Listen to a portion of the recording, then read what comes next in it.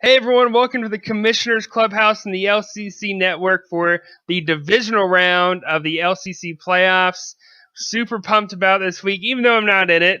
I'm not like some of those owners that just stop following the league after they get beat or don't make the playoffs. Hint, hint, almost everyone. What's up, Jameson? Yeah, that's right. Yeah, I dropped started from the Bryson, now we're here hashtag last week, and only 2 people responded, even though 8 people listened to the episode. I don't know what happened, but that was a major flop. No, but I'm excited. We got quick stats from Wild Card Weekend. We've got what we learned from Wild Card Weekend, and then we've got the Wild Card Weekend review. So all the teams. So this is a very this shows me focused on what happened this past weekend, some of the things we learned, some of the stats. And then the next episode is going to be everything for this coming weekend. So I'm stoked. But we'll jump right in here, man. So quick stats from Wild Card Weekend. I just went through a few of these things today, things I found interesting. So you had the lowest score of all the playoff teams, which we were not expecting. And this was your lowest point total of the entire season. So you picked a really bad week to do that. Yeah, a very bad week. That's right. My entire team decided to take the week off. I think here's the thing. There was a miscommunication between management and the rest of the team that we didn't have a bye this week, right? We didn't win last week to get the bye. So I guess the players just thought, we're going to take the weekend off and rest, relax, not do anything spectacular. We don't need to be good till next week. But no, that's kind of, I feel like what happened to me, because it was, I'll put it this way. I'm almost positive there were only 3 teams in the entire league last week. I'm not even talking about playoff teams, just 3 teams in the entire league that scored lower than I did, and I'm almost positive they probably didn't even set their lineup. So that says something about how terrible my team was this week in the playoffs. It was bad. It was really bad. Yeah, someone definitely forgot to tell your defense that you guys didn't have a bye. They thought you did. I mean, they stayed at home. They they had to catch a taxi to the game. They had to carry all their luggage. Like, they were caught off guard because they sucked. Your entire defense, which was 5 players, only scored 79 points this week, which was amazing. Because Billy, who didn't have a particularly strong week, scored 122 points from his defense, which is, like I said, not particularly crazy. So you have some of the best defensive players all season too, which is kind of amazing that it flopped this badly. But not to rub it in too much. So on Billy's side, or anyone who owns Adam Thielen, for the 3rd time in the last 4 games, Adam Thielen failed to reach 21 fantasy points. And this is after that historic start he had to the season. It was 8 straight games with 100 yards or something like that. I led the league in receptions at one point, led the league in yards. And the last 3 or 4 last weeks, he hasn't done anything. So, if I'm an Adam Thielen owner, I'm probably a little concerned about a stat like that. On to another game. Isaac scored 300 points for the 7th time this season. That leads the conference in scoring, so that's not a surprise, considering that he's led the conference in scoring all season long. Isaac and Jade was the closest game of the weekend. That one was a surprise. Only 18-point differential. That was a shocker. Crazy. Yeah. I remember. Well, I'm just surprised we didn't have games closer than that, to be honest. That's one part of this that surprises me. And then we just ragged on Jade so much. That's just surprising that he literally, he was, I'm almost, I'd have to go back and look. I don't remember off the top of my head. I'm sure Jade can tell me, but I'm almost positive if there was one other player he would have started instead of someone else, he would have won the game, which is kind of crazy to think about, that he was one player off from going to the divisional round and upsetting Isaac. It was. And in fact, it's the next stat that I have here. If he had played Sean Davis instead of Vince Williams, he would have beat Isaac this week. If he literally just played a different Steeler player on the defense, he would have won this week. And Sean Davis has been so inconsistent this year. Or not even really inconsistent, just been so bad, I feel like. Yeah. From last year to being one of the top 5 safeties in fantasy to this year to being almost irrelevant. That's kind of crazy. Yeah, just consistently bad. Another stat from that game, Aaron Donald had his 5th game with at least 33 fantasy points and his 2nd of 50+, which is crazy for a defensive lineman. If you get 5 33-plus point games from a defensive lineman all season, that's a great that's a great year. And to have that kind of game in the playoffs was really what helped push Isaac over the top. I mean, think about it. If Aaron Donald even has an okay game with like 30 points, Isaac loses that game. So, I mean, I don't know who you want to pinpoint, but, I mean, you kind of leave this one feeling like Isaac escaped, even though he scored 300 points, and he didn't really, like, beat down Jay like we thought he was going to, you know? Yeah. Well, a part of it, people are going to laugh at me because, I mean, Isaac does have a lot of depth. He definitely does, but when you look at Isaac's team, dude, all right, it looks like Landon Collins is probably not going to be playing this weekend. He's already lost his stud running back because of just a stupid life decision. I mean, it's starting to kind of chip away the playoffs at Isaac's team. Like, if he gets to the Little Critter Bowl, I feel like he's only going to have like two of his starters playing in the game at this rate. Like, it's nuts. He is not going to be happy to hear you give that kind of analysis on his team. You know we're going to get a text Thursday morning that's like, what the hell, guys? Oh, yeah. But no, what I'm really just getting at is, like, in 2 weeks he's basically lost two players. Granted, Landon Collins, I mean, it's nothing. I don't think it's anything serious, but still, it's just kind of interesting that in the past 2 weeks, two just crazy, fluky things have happened. But hopefully, for his sake, you know, the depth that he does have can replace those guys. Yeah. No one saw the Kareem Hunt thing happen. That was insane. All right, so moving on. So we got some stats from the other conference. David had 6 players score less than 20 fantasy points this past week. Less than 6. God, I felt like that was me. Right, 6 players. He did score more than you, which is weird, but he had 6 players score less than 20. On the flip side, Cody, who he played against, had 5 players that scored at least 33 fantasy points. Like, that's insane. I mean, normally when you have a guy who gets 300 plus points, he has one person who gets 50 something or 60 something. But to have 5 guys get over 33, I mean, that's a good week. That's a really good week. Yeah. Cody and David's point differential was the highest of all the playoff matchups, 90 points, I think, which isn't surprising. Cody's offense scored almost 100 more points than David's defense, which is crazy because normally you would think that most people start more defenders than offense. So that's a weird stat for offense to score more than defense in general, but 100 points more. It's just insane, just asinine. On to another game, Daquan had more players than Colby, below 13 points. So Daquan had 4 players below 13 points. Colby had 2, and Daquan still won the matchup. So if that's not surprising right there in its own, but here's where he won. Daquan's defense, which was 6 players, outscored your entire team and David's entire team by itself. So if Daquan's 6 defensive players had played either you or David, he would have beat you guys with just those 6 players. That's how dominant his defense was this week. That's why he beat Colby. Speaking of that, that's crazy to think about. Yeah. Oh my god! It was like, I think the total was 217. So he had 6 players. So his 6 defenders scored 217 points. Your 5 defenders only scored 79 points.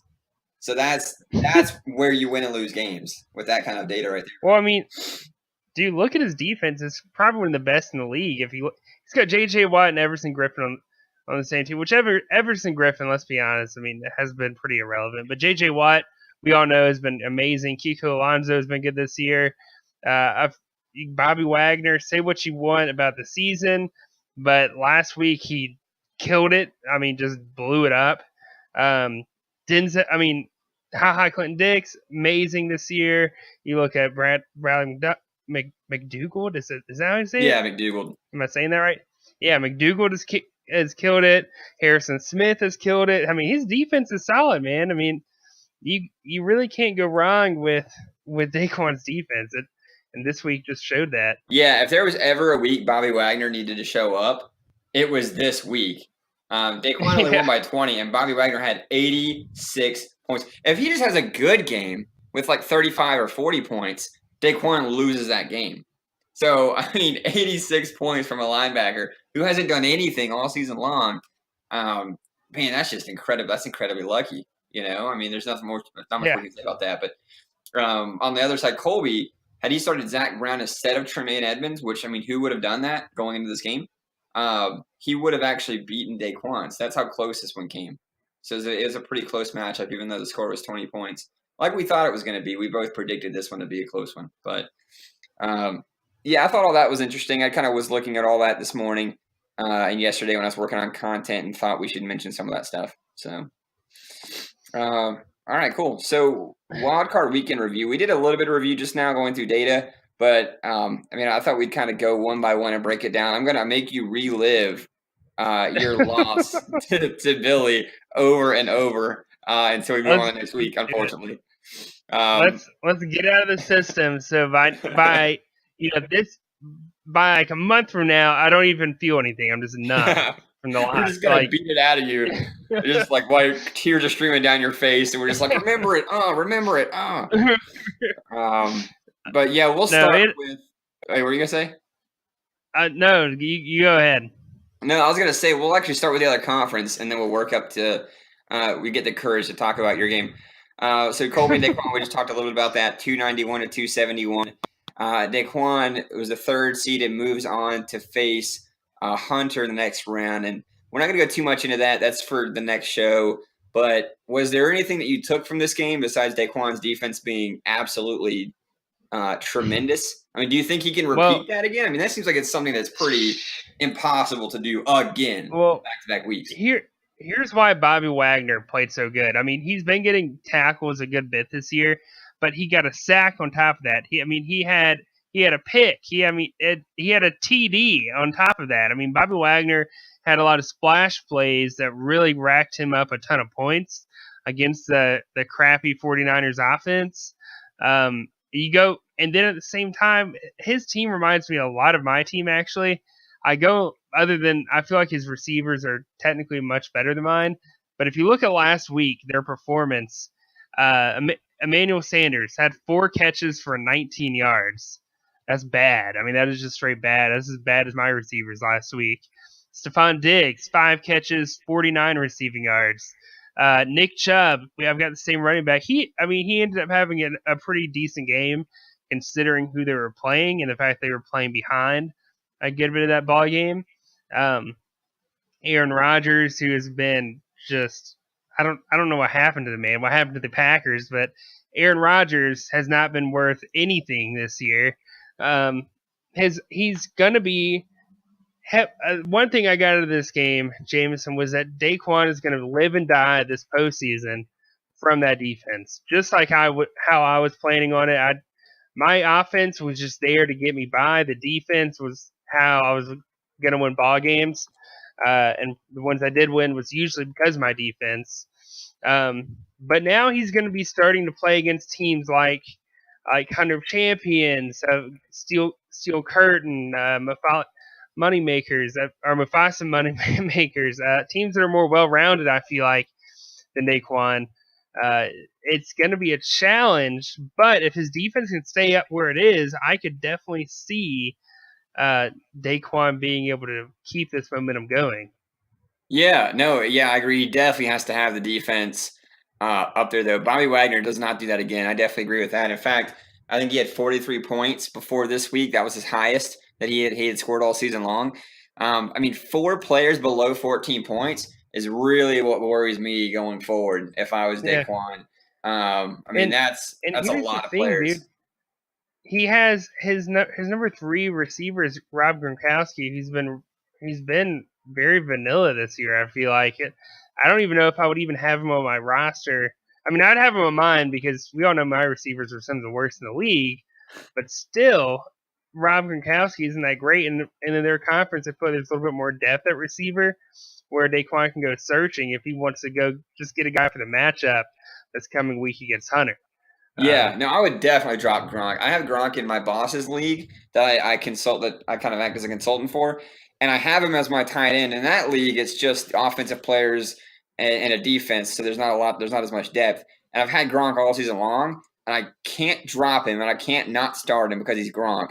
So I'm just kind of stuck with him every week in my tight end spot, and he does nothing. every single week. But who am I going to play over? And like, there's no one else there. Yeah. But in our league, I mean, no, he's definitely worth cutting. He's old. He's probably going to retire after this season anyway. I wouldn't be shocked if he doesn't play any more football. But yeah, so Daquan, I mean, he came out of this, with a win, and that's all that matters in the playoffs, I guess. But I mean, if I'm looking at it, at what happened, I want more consistency among all my players, not just boom games from one guy. You can't count on that every week. No, and that's been kind of why Daquan's team hasn't scored as much as they could have, because Bobby Wagner's been just so vanilla all year.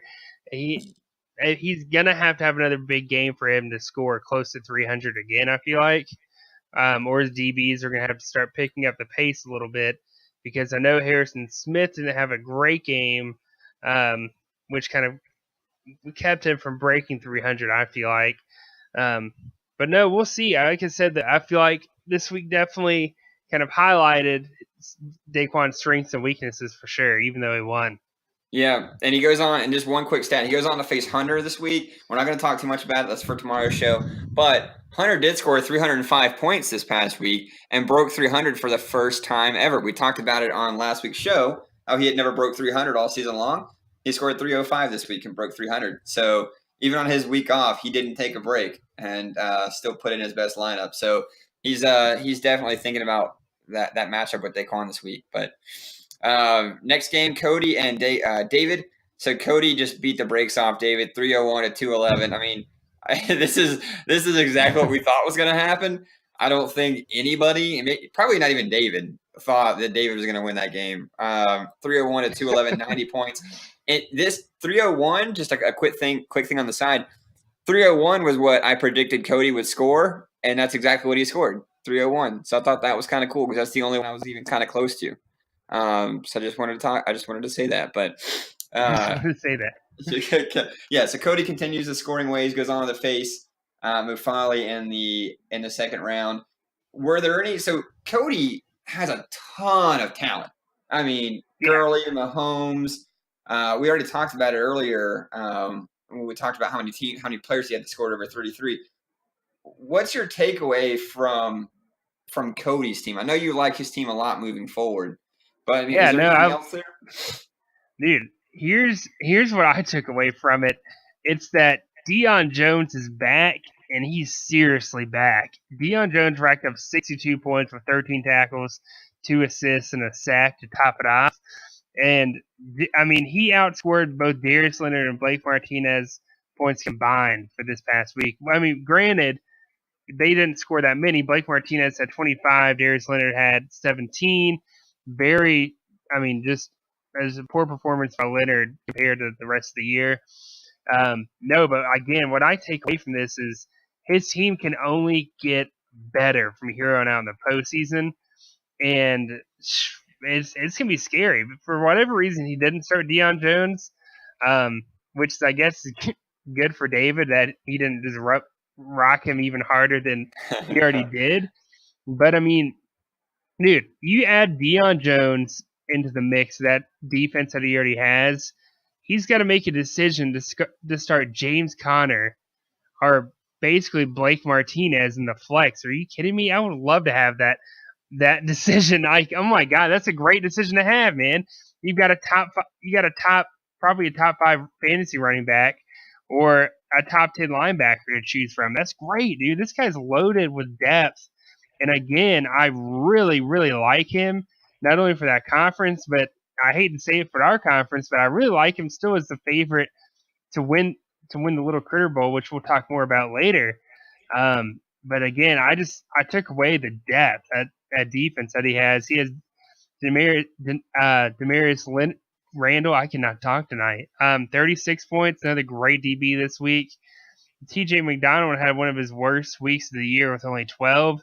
That's not going to happen again in back-to-back weeks. I'm telling you, man. What I got out of that game was that Cody is ready for the postseason for sure. While we might have one of the best divisional matchups ever in league history between Cody and Mafali this coming week.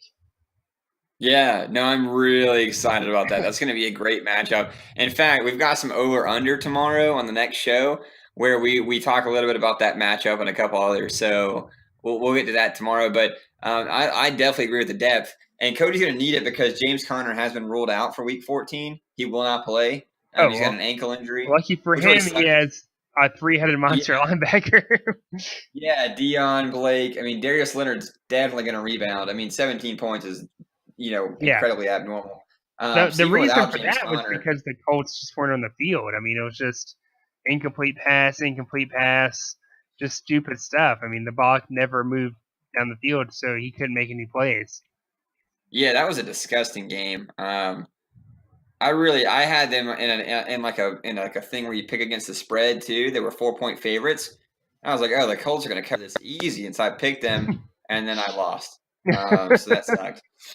No, but yeah, he's gonna, he'll plug in some players with James Conner out, but I mean, dude's not even stressing. I mean, he's still got Mahomes, Gurley, Hopkins, Leonard, Martinez, Deion Jones. I mean, Sony Michel, Drew Brees.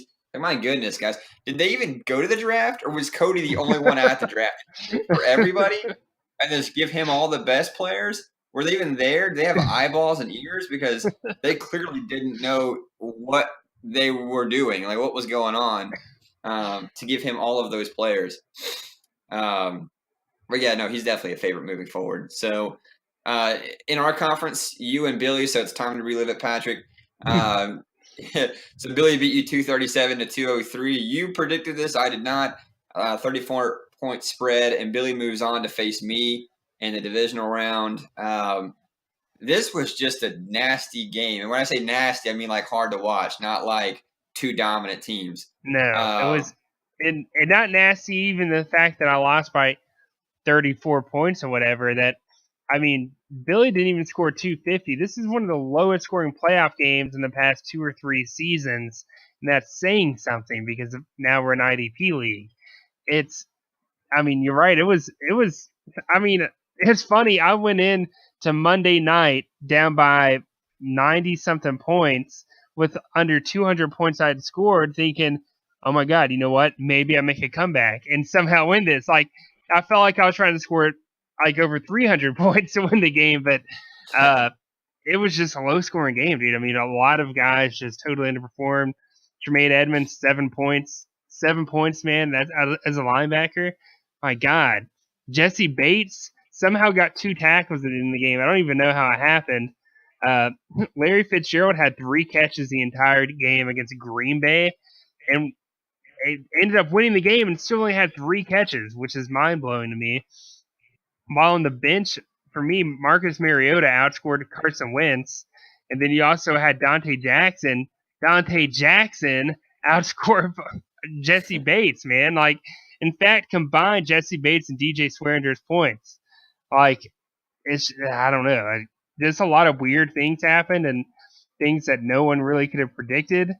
I mean, I kind of thought maybe George Kittle could outscore Larry, but other than that, I did not foresee anything being as bad as it ended up being. It was just kind of a fluke thing, and I hate that it had to happen this week. Yeah, no, it's just like you have a very young defense. If you look at your roster, you have 3 rookies, a couple guys that have only been in the league 1 year, and then a couple beyond that. And no, sorry, you've got 4 rookies, and then you've got a couple sophomores. So your team's incredibly young, and your team did exactly what a real NFL team with a lot of rookies does. It just collapsed, one game. It happens. Unfortunately, it was wild card week. But you're right. I mean, it wasn't just one guy falling apart. It was everybody. It was a team effort. I've never seen that happen. It was a team effort. That's the only thing they did collectively was work together. In fact, Joey Bosa, who's a defensive end, outscored every player on my starting lineup but Carson Wentz, who threw for over 300 yards. That's crazy. Yeah, that's not good. You never ever want that. That is not a good sign. But you're right. You had 5 guys score 20 or lower, and the issue with that's not a good thing anyway. But the issue with that is 4 of them were defenders, which is not good, especially when you start 6 defensive players. You need those guys to go off. And then on top of it, like Matthew Stafford, dude, had one of his worst games I felt like of the year. I saw that. I was like, oh man, maybe I can win. But the rest of my team did even worse than Matt Stafford did against the Rams. So Yeah. And I would talk a lot about Billy here, but I mean, there's just not a lot to. I mean, it's not like he scored 300 points. There's not a lot to talk about. I mean, Zeke did what Zeke did, but beyond that, I mean, we already talked. Thielen didn't have a great game. Stafford didn't have a great game. J.J. Watt only had 8 points. Luke Kuechly has been this year. yeah, Two of his DBs didn't even top 20. I mean, Derwin James did what he did, but I mean, that's about it. My worry is that Billy is an up and down team. He is consistently inconsistent. So it's a roller coaster with Billy. So he hit the trough, he hit the valley this past week, and now I'm worried he's going to come up and crest, against me, the top of the hill this week, and he's going to go like 340 points or something, like he did in week 12. So that's my concern. But yeah, this was just not a good game at all. yeah. Well, my thing was, I just felt like he made some weird lineup decisions. I mean, he won, so it doesn't matter. But he started Eli Apple over Adrian Peterson, who was playing against the Eagles. And I get it, the Eagles have a pretty decent rushing defense. He benched Trey Boston and started Eli Apple, which I thought was a little weird. I don't know. I just felt like both of those, I would have started either one of them over Eli Apple. I don't respect corners really in fantasy IDP leagues that much unless they're consistently getting picks or they're a guy that like Dante Jackson who's getting the ball thrown at him nonstop. But Eli Apple is essentially, I feel like, a shutdown corner in most instances. And especially against a crappy receiving core in Dallas, I don't know. I thought it was a weird lineup decision. I think he's going to have to correct some of that if he wants a chance at going all the way. Yeah, I mean, I actually like the Eli Apple. Really? Yeah, I mean, between week 5 and 10, here's his stat line: 37, 41, 32, 45, 24, 33. He only had one game below 32 points during those 6 weeks. He had 51 against Atlanta on Thanksgiving. So, I mean, he's actually been pretty solid. But you're right, corners are not typically IDP players that you want to lean on, especially into the playoffs, because you never know how it's going to go. I mean, they're playing Tampa this week, so it might actually work out for him if Tampa is just chucking the ball the whole time. But that's always a little more risky than a safety, than like a Trey Boston, for sure. All right, cool. So we'll move away from that, so we're not kind of rubbing that in anymore than we have to. And we'll move on to Isaac and Jade. So Isaac won this game 300 to 282, and I think your projection was pretty close with Isaac's score. We both missed on Jade. Isaac moves on to play your dad, the number 2 seed. This one kind of went how we thought in the way that Isaac won, but Jade kept it a lot closer than we thought he was going to be able to. I mean, he covered the spread, which was like 40 points, and for that, I kind of feel like he won the game, even though we know he didn't. I did too. Yeah. Dude, Jade was texting me. Jade texted me. It was still the 1 o'clock game. It's probably at halftime. And he was like, dude, I really think I can win this game. And I was like, yeah, dude, I think you can too. I mean, Isaac's team was kind of starting off a little slow, and Jade's team was doing good. But it really, what lost in the game was Drew Brees, dude. Drew Brees just got shut down against the Dallas Cowboys. It was, man, if defensive coordinators want to know how to beat the Saints, go watch that tape and look how Dallas did it. Because Drew Brees he looked like an average NFL quarterback, I felt like, and their offensive line was getting beat as well. I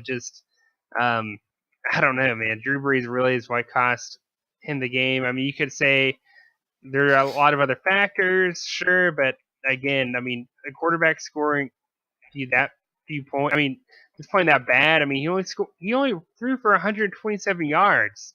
That is ridiculous in today's NFL. I just feel that Jade really got screwed over there. But again, Isaac had some guys underperform, so you could argue either way. Yeah, you know what the worst part about that game was having to watch all of the Cowboys fans get on social media for a couple of days and talk about how great their team was and how they were going to win the Super Bowl. That was the most annoying part. Only Dallas Cowboys fans can be garbage for 25 years and still, year in and year out, think they're going to win the Super Bowl. They're the only team that does it. The Browns know they're garbage. Like, they don't go into the season saying we want to win the Super Bowl. They say we want to win a couple of games. But Dallas can consistently be trash and be a trash organization run by Jerry Jones, and they'll still be like, "Oh, we're gonna win the Super Bowl this year." They'll be 4-8, and they're like, "We're gonna win the Super Bowl this year." God, they're such an annoying fan base. So that was the most. Now, I just wanted to say I hate the Saints, but I wanted the Saints to win just so I wouldn't have to hear that from all I of was the pulling for the Cowboys Cowboys, man. I hate the Saints. Like, as a Panthers God, fan, I can't stand the Cowboys. I can't stand the Saints, the Falcons, or the Bucks. I hate them all. I mean, I'm there, but just that fan base, man. I saw it, and it just bothers me so much. I can't stand it. Anyway, so Jade definitely made some efficiency errors. I think he could have played a few other players. We talked a little bit about that. Drew Brees killed him, but Isaac did what Isaac, does. Scored 300 points, and I don't see that stopping anytime in the near future. Although we did talk about the Landon Collins issue and the Kareem Hunt issue, he still has a lot of depth at running back. His safety his defensive positions may be the ones that have the biggest issue, but he's playing your dad this week, and we're not going to get too much into that, but I'm still pretty high on Isaac as a team moving forward, I think. No, I think his team's solid. I talk crap about him all the time, but he made a good move by picking up Spencer Ware to replace Kareem Hunt. I felt like, although I still don't think you're going to see Spencer at all in his lineup for any reason at all. I still wouldn't. You could say he's number one running back, whatever, but he's not Kareem Hunt, and he's not going to put up Kareem Hunt numbers. And you got a guy like Jatavis Brown, Corey Littleton, T.J. McDonald's. Although McDonald had an off game, I like all those guys, and I think I'd start any of them over Spencer Ware any week, no matter the matchup. And so no, I don't know, man. I think Isaac's definitely done a good job of overcoming the obstacles in his path this postseason due to just freaky, weird things happening. Yeah. One thing, though, I did get out of this game between both teams. One, for Jade, I feel like this is just another reason why I'm against complete realignment for our conference, divisional realignment, because I look at Jade's team. James Conner still putting up good numbers against a good defense with the Chargers. You've got Kiko Alonso, who's left ended the season, or at least for Jade's season, on a very strong note and has had a great year. Totally worth keeping. You've got Eddie Jackson and Kareem Jackson. Both have had really good years, I felt like. You've also got Le'Veon Bell to keep. Sean Davis ended the season really well, but I don't know if he's worth keeping, in my opinion. Jade's got a number of guys that we could just be really, really good next year and have one of the best offenses in the league, depending on how his offseason goes. And you look at Isaac, who's got a ton of depth, and I think even with some of the injuries and the suspension and stuff, I think that his team is still really good and performing at a high enough level to where he is still a serious threat to anyone in the playoffs. So those are just two of the things I kind of got away out of this game for sure. Is that Jade's, although he lost, is ending the season on a very high note, and I feel like could easily be one of the best teams in the conference next year. And Isaac, who's got so much depth, that he's obviously one of the favorites in our conference at this moment. Yeah, I agree. Not much to add. I agree with all of that. Real quickly, we're not going to spend a lot of time on it. They're not playoff teams, but Bryson and Cameron played the McDonald's Value Bowl. Cameron beat him 291 to 197. We really thought, we hoped that Week 12 was a turning point for Bryson after almost leading the league in scoring with 334 points. But he just came out and did what Bryson does, 197 points in the bowl game. Now he doesn't have a chance at some chicken nuggets. So, not a lot of surprising things there. I think Cameron really took this as reason why he thinks he should be in the playoff, feeling like he did a lot, in the bowl game against Bryson. But yeah, I just felt like mentioning that. I don't think there's a whole lot to talk about there. They're not being the No, I think both of these two teams too, though. You're looking at the number 1 and number 2 picks in the draft, assuming they don't keep the whatever player ends up being worth a first round pick. I feel like both are in a strong position next year. Cameron's got Vander Esch and Telvin Smith, a linebacker he could easily keep and be really good next year, like they were this year. His receivers have been really good as well, like every year for the past 2 or 3 years. And you look at Bryson, we haven't even been talking about it, and it's kind of just now clicking in my head. Dude, he has got some stellar defensive players to keep. In fact, he could have one of the best fantasy defenses by the time that draft's over next year. You got Anthony Walker, who's had a really good year. You've had Damaris Randall, who has an amazing year this year. Joe Schobert hasn't been what he was last year, but has still been solid. You got Alec Ogletree, my God, who finished in the highest note he could possibly finish on. Jerry Hughes has had a kind of a year, but probably isn't worth keeping, to be honest. But still, I really like Bryson's team for next year for that rebound, like we've been talking the past couple of weeks. And again, that's kind of what I got out of this game, was that both of these teams are in a great position for next year, despite the way they've ended their year.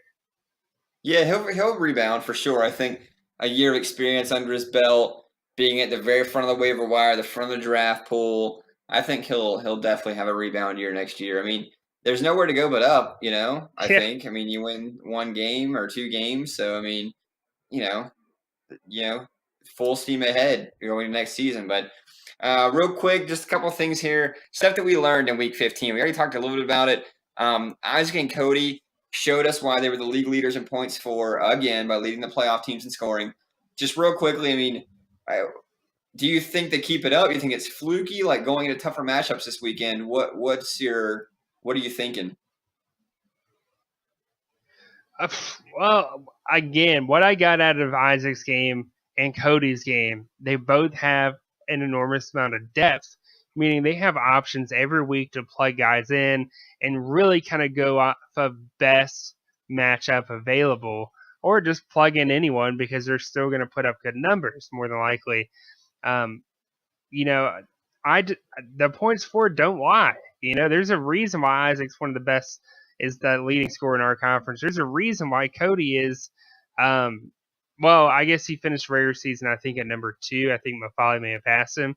But still, there's a reason why they're some of the highest scoring teams in the league, and it's because they've got so much depth and where they can put guys, move guys around. That's kind of what I've learned from this past week and really going forward. And I think they can keep that 300-point type game going forward. But the question is, will Mafali and will my dad outscore them, which I think is very possible because of the talent they have as well. Yeah. I would be shocked if my projections don't have these games super high, both of them. Isaac's been a little up and down. We've seen some games where he's not really shown up. So we'll see if this is one of those games or not. Your dad has to really kick it into gear. He finished the regular season really strong, but the last couple of weeks he hasn't passed 250, even with CMC going off. So he's really going to have to do a lot. We'll talk about that a little more tomorrow. But so moving on here. So another question: David and Jade proved to be the pretenders we thought they were, and they showed us why they barely squeaked into the playoffs. Some owners might use this as an example to challenge the playoff seeding system that we have.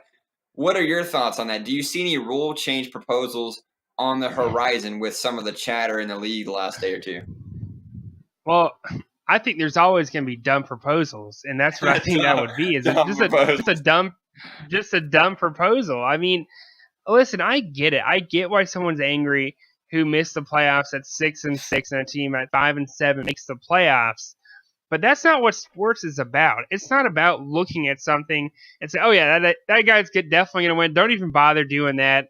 It's going to be a blowout. That is not why we do sports. That's not why we do fantasy. That's not what sports teaches us. Sports teaches us that despite the odds, despite everything, none of it matters, until the game begins and the game ends.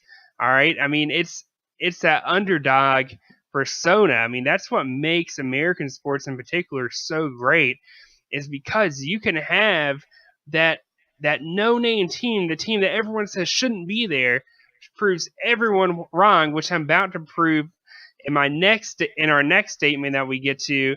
I could see someone doing it, but I would argue against them all day long. I just don't think that's the way to do it, and because of the fact that so many teams change from bottom to top every year and vice versa, I don't even believe in really redoing our at least the Elite 12 divisions at this time, because we've seen so much turnover in terms of talent. Not really owners leaving. In fact, we only lost one owner last year, which is great. But if you're seeing the same divisions, having the same outcome every year, then you can make that argument. But again, this division in particular, Jade's division, is too new to, I think, just totally just wash it out. What are your thoughts? No, yeah, I agree. And so division realignment's a little bit different than playoff seeding. I mean, I agree with everything, but specifically about, I think, playoff seeding, I like the way we have it set up. One thing I do want to address is I saw in the group chat is that the 1 seed ends up facing the 3 seed if the 3 seed wins, and so it's not exactly like the NFL, and we know that. We actually want to change that, but we can't. Like, that's a limitation of the system itself, Yeah. like the site we use. So that we well, I don't even think it's a My Fantasy League thing. If I remember right, CBS Sports was the exact same way. It was just, well, however the websites do their settings and so forth for the postseason, there's no way of making it to where it's like Madden when you get to the playoffs and it automatically adjusts for that sort of thing and it fixes itself.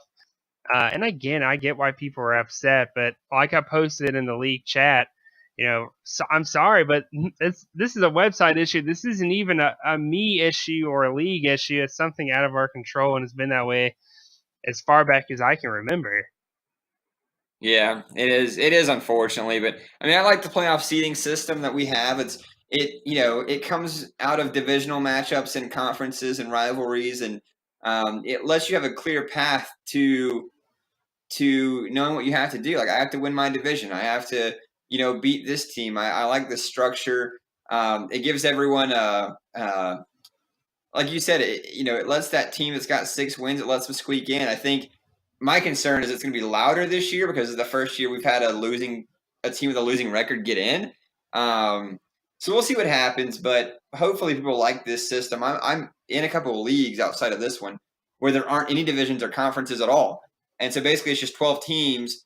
You score the most points, and that's it. The top 4 teams go to the playoffs, and that's it. There are no divisions, there are no rivalries. It's nothing like that. So I like this. We may see a rule change proposal. Hopefully we don't. If we do, it's pretty obvious where we're going to come down on it. But I just, wanted to address that because I saw it a lot. But and this kind of leads into, or actually comes off of that, is the next thing here, where you put this question here, or what you learned is that seeding means nothing. That's right. So if you want to explain that a little bit, this kind of comes off of that point. But if you want to explain that a little bit, I'm sure we'd all like to hear that.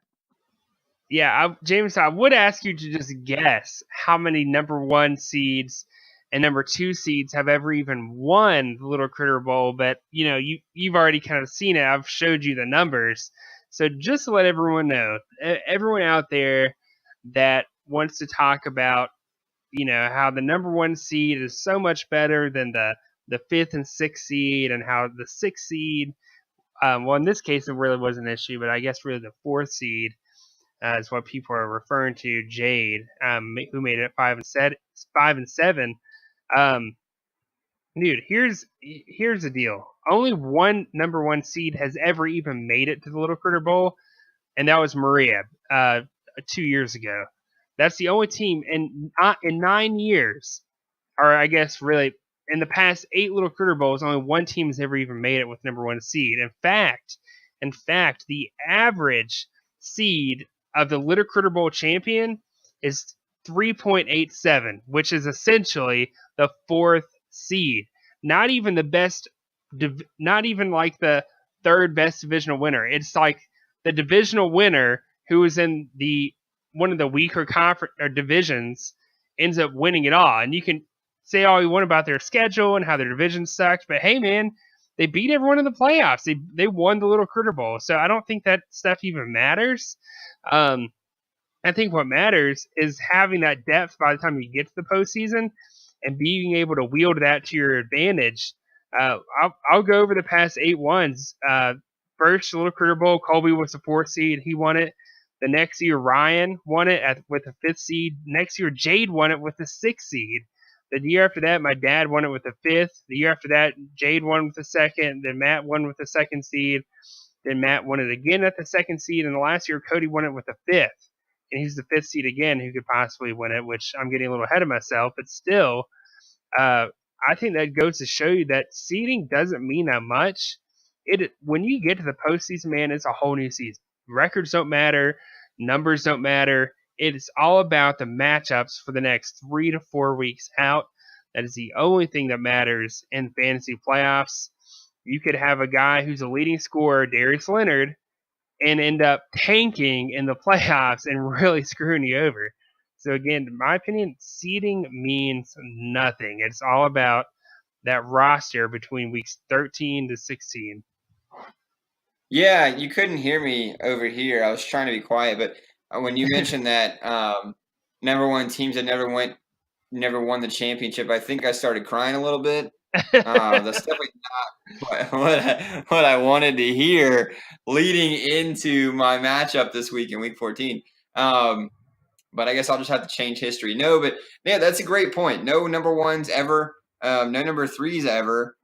Just 2s and 4s and 5s and the 6 or so. So, yeah. So seeding, you never know what's going to happen with it. You never know what the matchup's going to look like. A lot of times you get those wild card teams that are even stronger than divisional teams, like we've had a little bit this year. You never know. So I don't want people to put too much stock into one season and go, all right, we've got to change everything because this happened one time with one team in one spot.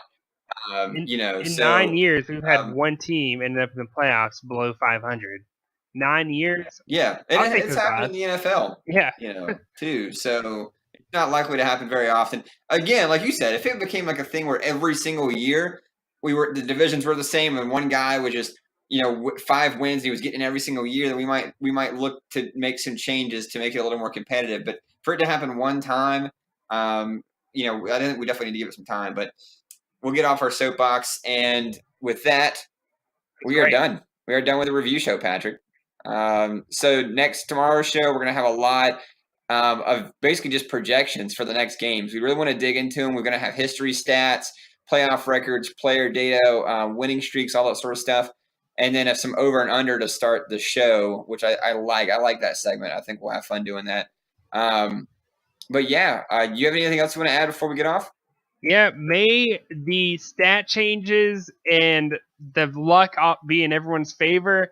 Really, I'm not really pulling for anyone since I'm out, but I guess if I had to pick someone, I'm pulling for my dad. And thanks, buddy. He's got half the Panthers roster. I feel like even as a Panther fan too, man, I've got to hope that he does good, so the Panthers are doing good. But my podcast host, man, I mean this with you through thick and thin, and you're over here like, oh well. I'm pulling for you this week. I don't even want you to pull for anymore. I'll just do it myself. I don't even want your help. No, get the girl sound drop so you can have some people cheering for you. Go ahead and put this in there. Is that dirty enough for you? Oh wait, no, sorry, wrong one. This one. There you go. All right, yeah. All right, now I feel better. Thanks, ladies. All right. Man, they're pumped. They are pumped. That's what happens in the number one seed in the conference. Not after that stat, though. It makes me feel bad. All right, anyway, with that, we are done, and we will be back on the next show. So until then, take it easy, and good luck.